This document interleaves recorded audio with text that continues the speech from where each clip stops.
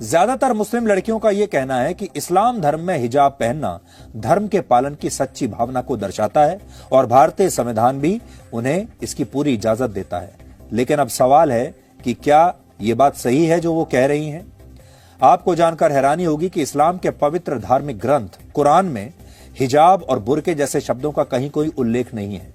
इनकी जगह पर खिमर और जिबाब जैसे शब्द इस्तेमाल किए गए हैं, जिनका अर्थ महिलाओं द्वारा अपना सिर और चेहरा ढकने से है।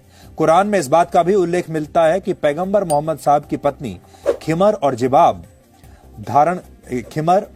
धारण करती थीं, लेकिन कुरान में कहीं ये स्पष्ट रूप से नहीं लिखा कि इस्लाम धर्म को मानने वाली सभी महिलाओं के लिए हिजाब और बुर्का पहनना अनिवार्य होगा। दूसरी बात, कुरान में कहीं भी इस बात का जिक्र नहीं है कि अगर महिलाएं हिजाब और बुर्का न पहने तो ये इस्लाम धर्म का अपमान होगा। यानी जो बात ये लड़कियां कह रही हैं, जो छात्राएं कह रही हैं कि हिजाब पहनना इस्लाम का अपमान है, ऐसा सैद्धांतिक रूप से पूरी तरह से सही नहीं है। एक और बात, सूरह नूर आयत नंबर 30 एंड 31, 30 और 31। कुल लिल मोमिनीना यगुद्दू मिन अबसारिहिम व यहफज़ू फुरूजहुम। ऐ नबी, ईमान वाले मर्दों से कह दो वो अपनी निगाहों को नीची रखें और अपनी शर्मगाह की हिफाजत करें।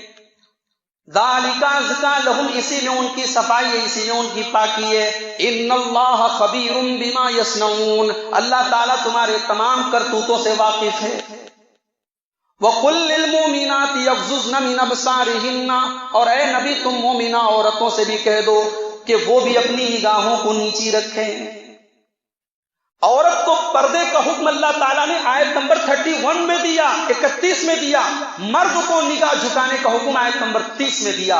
मेरे भाई, हम समाज की औरतों को नकाब दे दें, पर्दा दे दें, और मर्दों की निगाहें अगर कंट्रोल में ना हो, समाज से बेहयाई नहीं खत्म।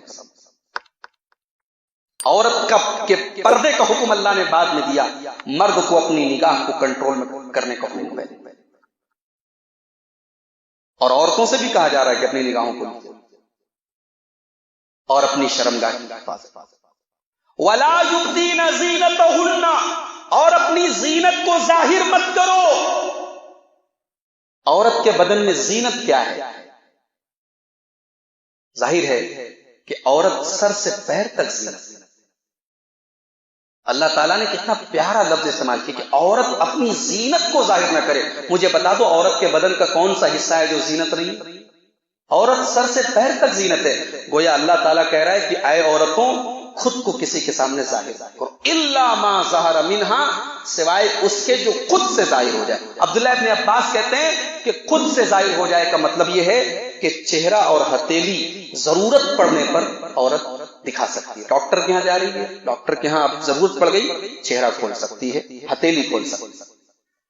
कोई ऐसी इमरजेंसी आ जाए, आम हालात में चेहरा भी ढका होना चाहिए, क्योंकि चेहरा जो है वो तो पूरे हुस्न की किताब का टाइटल है। चेहरा ही खुला है तो फिर पर्दे का क्या मतलब है? इसलिए जो लोग ये कहते हैं कि चेहरे का पर्दा नहीं है, उन्होंने कुरान को समझा ही नहीं है। सूरह अहज़ाब की आयत नंबर 59 में अल्लाह ने जहां पर्दे का हुक्म दिया, वहां सहाबा से कहा जा रहा है कि नबी के घर में जाओ तो नबी की औरतों से कोई चीज मांगना है तो पर्दे की आड़ से मांगो। तो जब चेहरा खोलने की इजाजत थी तो पर्दे की आड़ से मांगने का हुक्म क्यों दिया गया? डायरेक्ट कहा जाता जाओ नबी के घर में जो लेना है ले लो। अल्लाह ने कहा नहीं, जो मांगना है पर्दे की आड़ से मांगो। लिहाजा चेहरे का पर्दा जरूरी है। इमरजेंसी हालात में जहां जरूरत पड़ जाए वहां चेहरा खोला जा सकता है। उसके बाद कहा वलयज़रिबन बिखुमुरिहिन्ना अला जुयूबिहिन्ना। अल्लाह, घर में हो, अपने बाप के साथ बैठी हो, अपने भाई के साथ बैठी हो, अपने दामाद के सामने बैठी हो, अपने भांजे के सामने बैठी हो, भांजे से पर्दा नहीं है, भतीजे से पर्दा नहीं है, बेटे से पर्दा नहीं है, भाई से पर्दा नहीं है, मगर अल्लाह कह रहा है अपने दुपट्टे को अपने सीने पर वलयज़रिबन बिखुमुरिहिन्ना अला जुयूबिहिन्ना। आज फैशन के नाम पे हमारे घरों में कैसे कपड़े पहने जा रहे हैं और कौन सी चीजें छिपाई जा रही हैं और कौन सी चीजें नजर आ रही हैं। मेरे भाइयों, मैं समझता हूं कि ये बात आपको समझाने और बताने की नहीं है। कुरान की इस आयत का ये टुकड़ा हम सब के लिए गौर करने के लिए काफी है। अल्लाह औरतों से कह रहा है कि अपने सीने पर अपने दुपट्टों को, अपनी ओढ़नियों को अपने सीने पर